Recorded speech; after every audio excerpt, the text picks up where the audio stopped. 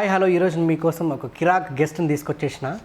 ఇక ఆయన గురించి చెప్పాలంటే ఏ పొజిషన్ నుంచి ఇప్పుడు ఏ పొజిషన్కి వచ్చాడంటే పటాస్ షోతో మంచి ఫేమ్ తెచ్చుకొని ప్రజెంట్ రాకెట్లా దూసుకెళ్ళిపోతున్నాడు.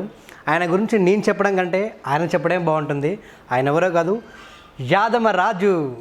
హాయ్, ఎలా ఉన్నావు రాజు? బాగున్నా. అండ్ ప్రజెంట్ నిజంగా రాకెట్ కంటే బాగా ఎక్కువ తీసుకెళ్ళిపోతున్నావు ఈ మధ్యకాలంలో. యూట్యూబ్ ఓపెన్ చేస్తే నీ షో చూడని వాళ్ళు, టీవీ ముందు కూర్చుంటే నీ షో చూడని వాళ్ళు ఎవరు లేరు. ఎక్కడ బయట పోయినా కూడా నీ షోనే చూస్తున్నారు పటాస్లో. ఎక్కడ చూసినా యాదమరాజు యాదమరాజు, ఎవరి చెవులో అదే ఉంది, ఎవరి నోట్లో అదే ఉంది. అసలు ఏంది ఇంత క్రేజ్? ఏంటి ఇంత తక్కువ టైంలో ఇంత క్రేజ్ ఎలా తెచ్చుకున్నావు అసలు? క్రేజ్ అని నేనేం తెచ్చుకోలేను, అది చూస్తున్నారు అలా అభిమానిస్తారు అంతే, నాకేం తెలియదు. అండ్ మొదట్లో నువ్వు పటాస్కి ఎంట్రీ ఇవ్వకముందు ఒక ఆడియన్స్ లాగా వచ్చి స్టేజ్ మీద కూర్చొని మన గాలిపటాల సుధాకర్ అన్న స్కిట్ చేస్తుండగా ఆయన చేసే కామెడీ నచ్చకపోవడంతో నువ్వు గట్టిగా అర్చేసి స్టేజ్ మీదకి వెళ్ళి దూకి వెళ్ళిపోయావట. అంటే అది స్కిట్లో ఒక భాగమా, లేదంటే నిజంగానే నువ్వు అర్చేసి స్టేజ్ దూకేసి వెళ్ళిపోయావా? ఆ స్కిట్లో భాగం కాదు, ఆ రోజు అట్లా అయిపోయింది అది అంతే. అంటే ఆ రోజు నించున్నాం అన్న జోక్స్ చెప్తుంటే నాకు చెప్పాలనిపించింది, అది ఎందుకో మరి చెప్పాలనిపించింది, చెప్పింది అంతే. సో ఎందుకు అంత ధైర్యం? అంటే అంతమంది ఆడియన్స్ ఉన్నారు కదా. నేను త్రీ ఎపిసోడ్స్ సైలెంట్ కూర్చున్నా, అది లాస్ట్ ఎపిసోడ్. అది నేను ఒక్క ఆన్సర్ ఇట్లా చెప్పలేదు అప్పటికి, నాకు చెప్పాలంటే ధైర్యం సరిపోలేదు, ధైర్యం సరిపోలేదు. అదే నేను ఇట్లా టీవీలో కనిపించాలని చెప్పి ఏదో ఒకటి చెప్పిన అప్పుడు, అదే అట్లా. నువ్వు టీవీలో కనపడాలని ఏదో ఒకటి చేయాలని చెప్పేస్తున్నావు. ఓకే, ఫస్ట్ అసలు పటాస్లో ఎలా అవకాశం వచ్చింది, ఎలా ఎంట్రీ ఇచ్చావు? అంటే అది చేసిన తర్వాత అన్న సంతోష్ అన్న డైరెక్టర్ గారు చూసి పిలిచి, అదే రోజు పిలిచి నీకు ఆడిషన్ ఇస్తా రా అని చెప్పి ఛాన్స్ ఇచ్చింది. అప్పటి నుంచి పటాస్ చేస్తాను. సో ఫస్ట్ ఆఫ్ ఆల్ పటాస్లో అవకాశం వచ్చినప్పుడు ఎలా ఫీల్ అయ్యావు అసలు? ఆ రోజు హ్యాపీగా ఫీల్ అయినా, ఎందుకంటే నన్ను ఆ రోజు నేను చేసిన తర్వాత నేను మళ్ళీ పిలువరేమో అనుకున్నా. ఎందుకంటే ఆ రోజు నన్ను చాలా గైడ్ చేశారు అన్న, సంతోష్ అన్న, సీన్ అన్న, ప్రసన్న అన్న, వీళ్ళందరూ చాలా గైడ్ చేశారు. అంతపాటు రవణ ఇట్లా చాలా సపోర్ట్ చేశారు నాకు అప్పుడు, చాలా అంటే చాలా. చిన్నగా ఉన్నప్పటి నుంచి, అంటే స్కూల్లో ఉన్నప్పుడు కూడా నువ్వు మొత్తం అంటే యాదమరాజు అంటే మొత్తం చిచోరగాడు, స్కూల్లో కూడా ఇట్లనే మాట్లాడేదా, మొత్తం అల్లరి చేసుకుంటూ. అంటే నీ యాటిట్యూడే నీకు ప్లస్ అయింది అనుకుంటున్నావా? నేను అదే అనుకుంటున్నా. అంటే నీవు రియల్ లైఫ్లో కూడా ఇలానే ఉంటావా? అంటే స్కిట్లో ఎలా అయితే ఉంటావో రియల్ లైఫ్లో కూడా అలానే ఉంటావు. రియల్ లైఫ్లో కూడా యాదమరాజు ఇలానే ఉంటాడు, అట్లనే ఉంటాడు. ఆ మధ్యలో ఒక ఎపిసోడ్లో యాంకర్ రవి గారు రాజు వచ్చిన దగ్గర నుంచి అంటే పటాస్ షో ఇంకా హైప్ బాగా పెరిగిందని అన్నారు. వాడితో అంటే ఎలాంటి నష్టం లేదు అని అన్నాడు. సో దాని మీద నువ్వు ఎలా ఏం నా వల్ల అయితే ఒక్కని వల్ల అయితే కాలేదు అది పటాస్. నేను ఒక్కటి ఎఫెక్ట్ అయితే చేయలేదు, దాంట్లో ఎందరో కష్టం ఉంది. నేను రాకముందు నుంచి నడుస్తుంది అది, నేను వచ్చిన తరపు నుంచి నడుస్తుంది అంటే నేను నమ్మను. అది నేను రాక నుంచి అది హైలైట్ పటాస్ అట్లా. అండ్ ఫస్ట్ ఆఫ్ ఆల్ అంటే కిట్స్ రాయడం అనేది నువ్వు సొంతగా రాసుకుంటావా, ఎవరైనా రైటర్? లేదు, రైటర్ సాయన ఉన్నాడు, సాయన. ఆయన రాసిస్తానే మీరు? అన్న రాసిస్తా, చెప్తారు అన్న ఇట్లా కాదు ఇట్లా చేయమన్నా అన్న సాయన చెప్తారు. సో అది నీ స్లాంగ్లో మోల్డ్ చేసుకొని చెప్తావు అంతే. ఈ మధ్యకాలంలో ఒక స్కిట్లో నువ్వు ఏంటి పిచ్చోడ్లా వేషం వేసుకొని వచ్చి ఒక స్కిట్ చేసావు. అంటే దాంతోపాటు ఒక మెసేజ్ కూడా ఇచ్చావు జనాలకి. నిజంగా లవ్ చేస్తే ఇలా చేయకూడదు, అబ్బాయిలు నిజంగా లవ్ చేస్తున్నారు, సో దాన్ని మీరు యూజ్ చేసుకొని అబ్బాయిల్ని పిచ్చోళ్ళు చేసేస్తున్నారు, దయచేసి ఇలా చేయకండి ఒక మెసేజ్ ఇచ్చావు. అంటే ఈ స్కిట్ అనేది అంటే నీ అనుభవపూర్వకంగా చేసావా, లేకుంటే ఎవరైనా సజెషన్ ఇచ్చారా? అనుభవం అంటే బేసిక్గా నేను లవ్ ఫెయిలియర్ అట్లా. ఓకే, సో అది బేస్ చేసుకొని నువ్వు చేసావు అంతే. అప్పుడప్పుడు గుర్తుకొచ్చింది, అప్పుడు చెప్పిన అంతే.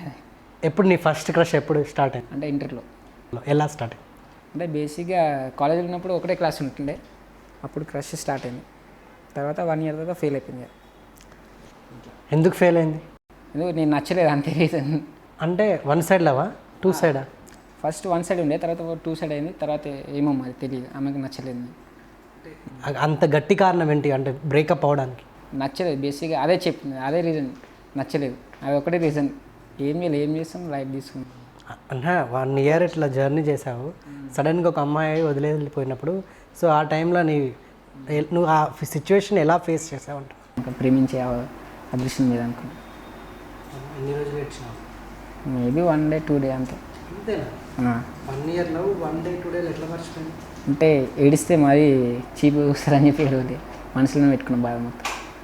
అంటే ఇంట్లో ఏడవడం అట్లా వెళ్ళి అసలు ఇంట్లో ఏడిస్తే ఏడుస్తారు కదా, అట్లా ఏడవలేదు. లేదు, బయట ఒక్కని ఎలోన్గా కూర్చున్నప్పుడు ఏడుస్తాను, అన్ని తలుచుకొని ఏడుచుకుంటాను. అట్లా ఎన్నిసార్లు ఏడ్చింది? అంటే మేబీ నాకు అప్పుడప్పుడు గుర్తుకొచ్చినప్పుడు కొన్ని కన్నీళ్ళు తిరుగుతాయి అంతే. కానీ దాని తప్ప మిగతా రోజులు ఎప్పుడు ఏడవలే అసలు. ఎప్పుడు అంటే ఏముంది, అందరూ బాధపడ్డా, చాలా బాధపడ్డా.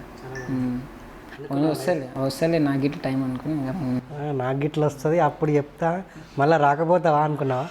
వచ్చిందా మళ్ళీ ఫోన్ చేసిందా? ఇప్పుడు వచ్చిన తర్వాత ఎవరైనా చేస్తారు ఇక మళ్ళీ. అంటే అనుకున్నావు లైఫ్లో మళ్ళీ లవ్ చేద్దామని అనుకున్నావు? లేదు, అనుకోలేదు. లైఫ్లో చేస్తావా మళ్ళీ లవ్? చేయ ఒకసారి దెబ్బ తిన్నాక మళ్ళీ ఎన్నిసార్లు చేసినా అదే దెబ్బ తగులుతుంది కదా. ఎవరైనా అమ్మాయి వచ్చి ప్రపోజ్ చేస్తే ఏం చేస్తావు? నేను చేయని చెప్తా ఆల్రెడీ. అంతే. ఎందుకు? ఎందుకంటే ఏం చెప్తావు? నాకు ఇంట్రెస్ట్ లేదు, లవ్ మీద ఇంట్రెస్ట్ లేదు అంతే. నీకు బాగా నచ్చిన స్కిట్ ఏంటి? నచ్చిన స్కిట్ అంటే తాగు స్కిట్ ఒకటి చేసిన. చూసినావరా, కన్న తండ్రిని పట్టుకొని కొడుతుండు. ఇదే నన్ను నేర్పించిన దానికి చెప్పే. ఎన్నిసార్లు చెప్పాలరా నీకు తాగి రావద్దని ఇంటికి? అబ్బా, నేను ఒక్కని తాగుతున్నా, నువ్వు ఇట్లా తాగినావు కదరా. ఇది జనరల్గా నేను ఎఫ్బీలో చూస్తున్నా, ఎఫ్బీలో యాదమరాజుకు ఫుల్ ఫాలోయింగ్ ఉంది. సో మీ ఫాలోవర్స్ మిమ్మల్ని ఎలా ఎంకరేజ్ చేస్తుంటారు? చాలా ఎంకరేజ్ చేస్తున్నారు. వాళ్ళ వల్లనే ఇంత గుర్తింపు వచ్చిందంటే బికాస్ ఆఫ్ దెమ్ అంతే. ఇప్పటివరకు నాకు తెలిసి చాలామంది మీకు చాలా కాంప్లిమెంట్స్ ఇచ్చుంటారు పటాస్ షో వల్ల. సో మీకు నచ్చిన కాంప్లిమెంట్ ఏంటి ఇప్పటివరకు? కాంప్లిమెంట్ అంటే అన్నవాళ్ళు, డైరెక్షన్ టీం వాళ్ళు, నేను చేయలేకున్నా కానీ నువ్వు చేయగలుగుతారా అని కాన్ఫిడెన్స్ ఇచ్చారు. ప్రతిసారి ఇస్తారు. అది నమ్మకంతో చేస్తాను నేను. రవణ శ్రీముఖకి చాలా సపోర్ట్ చేస్తాను. వాళ్ళు మెయిన్. నేను చేయలేకున్నా కానీ సపోర్టింగ్ మాత్రం చాలా ఉన్నా. పటాస్ షోలో అశ్లీలత ఎక్కువ అయిపోయిందని పబ్లిక్ టాకింగ్. సో అది దాని మీద మీ ఒపీనియన్ ఏంటి? అశ్లీలత అనేది ఏం లేదన్నా, అది చూసే బట్టి ఉంటుంది మనకి అంతే. ఇప్పుడు జబర్దస్త్ చేస్తున్నాం కదా అని చెప్పి దీంట్లో లేదు కదా, అది చూసే బట్టి ఉంటుంది మన అంతే. ఏం చూసే దాన్ని బట్టి ఉంటుంది అంటున్నావు. సో ఈ అశ్లీలత ఎక్కువైందని ఆ మధ్యకాలంలో పటాస్ మీద కేసు కూడా వేశారు. సో ఎందుకు?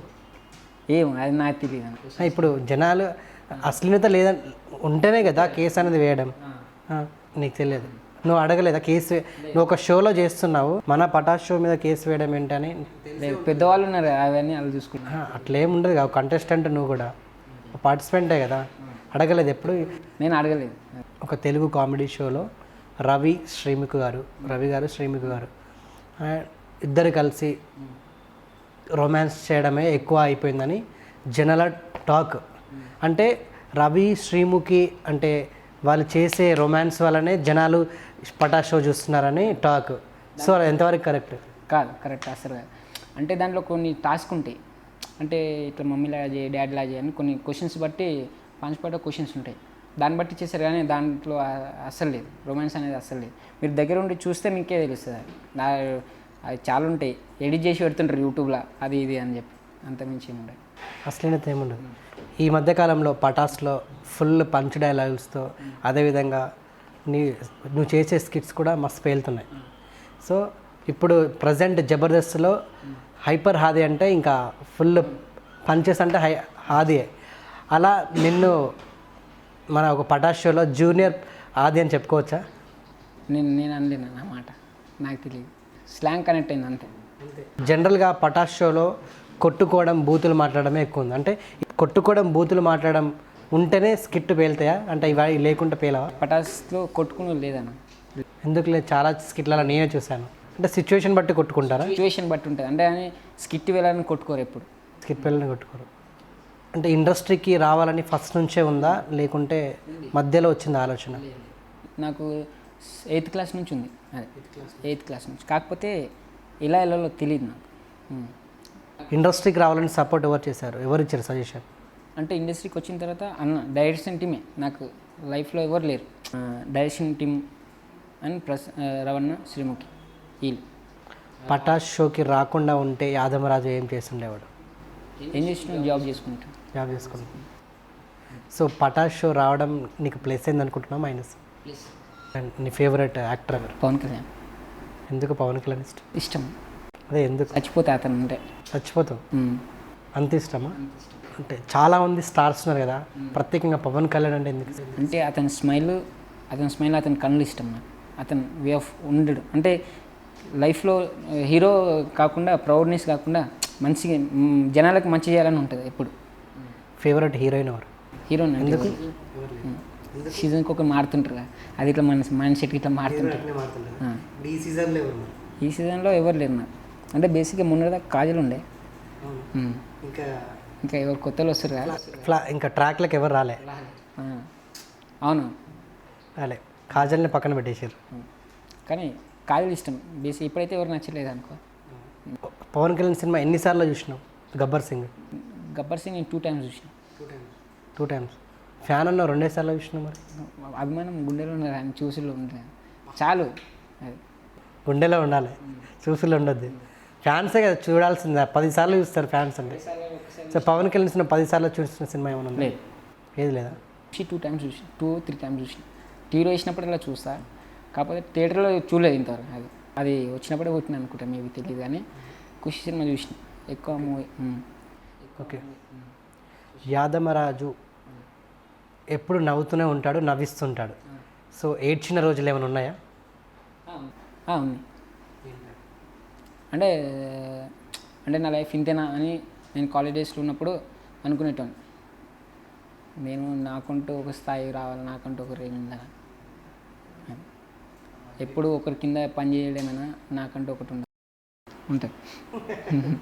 థ్యాంక్ యూ సో మచ్ అండి, నన్ను ఇంతగా సపోర్ట్ చేసినందుకు థ్యాంక్ యూ సో మచ్.